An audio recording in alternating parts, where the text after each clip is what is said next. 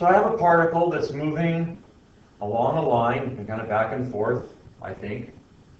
And its position at any time, so if I start, here's time 0, its position at any time greater than 0 is given by this function, where it's measured in meters and time is in seconds. So I need to find the instantaneous velocity at any time t. And so we know that s of t is our position, so s prime t is our velocity. That shouldn't be too hard to figure out. So I've rewritten the equation right down here at the bottom, and all I need to do is find the first derivative of s. So that would be 3t squared minus 12t plus 8, and the 2 constant goes away, it's 0. Now I need to find the acceleration at any, that's A. Let's find B. The acceleration of the particle at any time t. Well, acceleration is the derivative of the velocity. So for B, I'm going to have f s 2 prime t, and that's going to equal to 6t minus 12. So far, so good. When is the particle at rest? So what does that mean, the particle is at rest? When it means the particle is at rest, it means that its velocity is 0. Velocity equals 0. I'm not moving at all. I have no position change whatsoever over time. It's not in relationship to acceleration, it's in relationship to velocity. And the reason it's not in relationship to acceleration is because if I'm driving along at a steady 60 miles an hour, my acceleration is 0. I'm not going my rate of change of speed is no difference at 60 miles an hour as long as I'm going a steady 60 miles an hour. But I'm not at rest. I'm only at rest when my velocity is 0. So to find out at what time my velocity is going to be 0, I'm going to take 3t squared minus 12t plus 8. I'm going to set it equal to 0. So I might start by trying to factor this, and I'll use the surefire method. So 3 times 8 is 24. Are there any factors of 24 that can give me negative 12? Well, it's not going to be 2 and 12, and it's not going to be 3 and 8, because I add those together, it's 11, and it's not going to be 4 and 6, I add those together, I get 10, so I'm kind of out of luck. I don't think this thing is factorable. So now, if it's not factorable, I need to try the quadratic formula.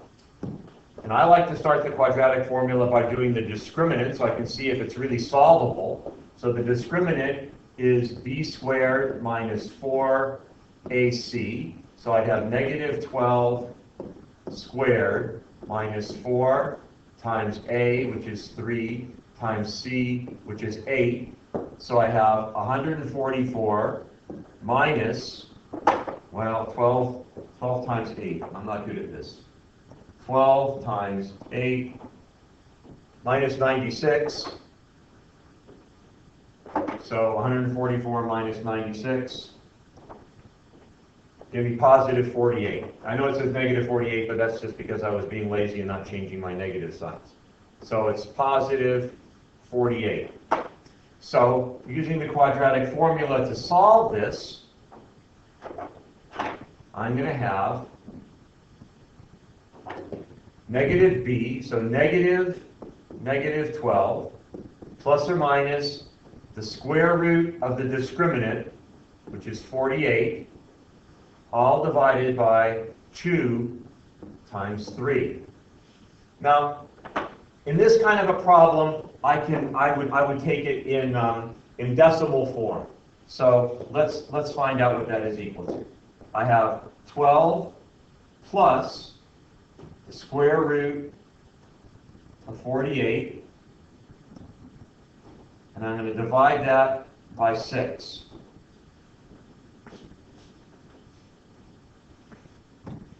So at one point, I am at rest at approximately 3.15 seconds. Now I'm going to do with minus the square root of 48, so I'll hit enter there. I'll change this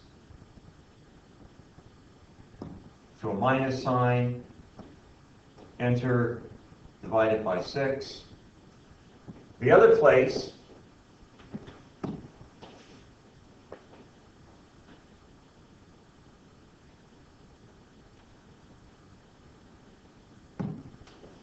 I'm sorry for the little glitch there, but I used my calculator and I found out that my particle was at rest using the quadratic formula at 3.15 seconds and at 0.845 seconds. So I'm going to put a little bit of logic into this question here first. The question is, at what, back up here.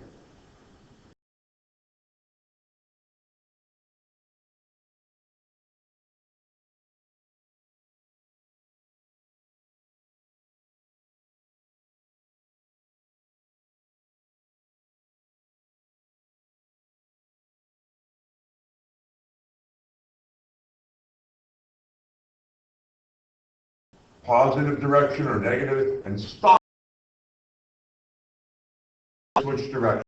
Velocity has to be 0 for me to change directions. Similarly, if I was going in a negative direction, I can't change directions until I stop and turn around, even if it's only for an instant, the size of a point. So algebraically, I can only change directions at this point in time or at that point in time. Well, I can change directions at either one of those points of time. But now remember, I might not necessarily change directions. I may be going in this direction here, and then stop for a second, and then continue in the same direction. I might not change directions. So algebraically, how am I going to figure this out? Well, what I'm going to do is I'm going to go back to my position function. And I'm going to say, well, what happens when I'm first starting out? Where am I at t equals 0 seconds? So s of 0 seconds tells me I am at, well, that's 0 minus 0 minus 0 plus 2. So I am at position 2. Well, where am I at my first stopping point, which would be 0.845 seconds? So I want to find out s of 0.845. Well, rather than enter it in and try and do all these calculations by hand, what I'm going to do is I'm going to get my calculator out, and I'm going to enter my equation into the y equals. You'll see why this is very important in a minute. So I've entered the equation into my calculator. Now I'm going to go back to my main screen, clear it out just so we can see better, and I'm going to go alpha F4, and I'm going to do y1, which is the spot that I put it in, and I'm going to evaluate that function at 0.845. And what I find is I am at position, at 845 seconds, I am at position 5.079. So if I started here at position 2, I have now gone in this direction here, and now at 8.45 seconds, I am at 5.079. Well, where am I at 3.15 seconds?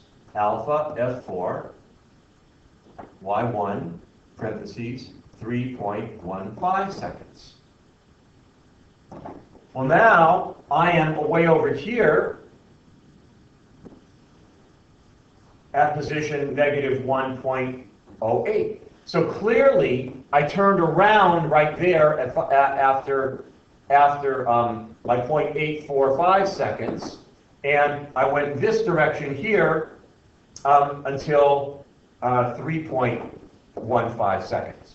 So that is one way of describing my position and where I turned around and stopped. The other thing I could have done was I could have graphed it. So here's my equation. I'm going to go zoom 6. Here's what the graph of my position looks like. Now I can't see the exact numbers. I probably could do minimum and maximum right here. Maybe I will in just a second. But I can see that that from 0 seconds, I can ignore everything to the left of 0. I can see that from 0 seconds, my position was going up. My first turnaround point, which looks like about 0.845, that's where I turned around. Now my position is starting to go down. I'm going, now even go into negative territory a little bit. And then I turn around again. And once I turn around again, which is at about, that's my 3.45 seconds, I'm going to go positive again and I'm not going to stop. That's the way that the function looks. So I can see that I was going positively because my numbers were getting bigger. And then I turned around and I went down and I started going negative. I hit negative after it looks about, it's like I came back to the point where I started like a little after 2, between 2 and 3, and then I turned around again and started going positive. And just to check it, to get a little bit more work on the calculator, let's go second calc, and let's find the maximum, and we can start right there for my left bound, and let's make my right bound at 2, and I hit enter, and I can see, yes, so the first second time, right, was my 0.845, and if I look for the minimum, second calc, I want to go minimum, and let's say that's between 2 and, well, I can go 6, and I hit enter. Yes, 3.15, that's the other one right there. So my times are accurate, my turnarounds are accurate, my directions are accurate. Calculators are wonderful for helping us check the work.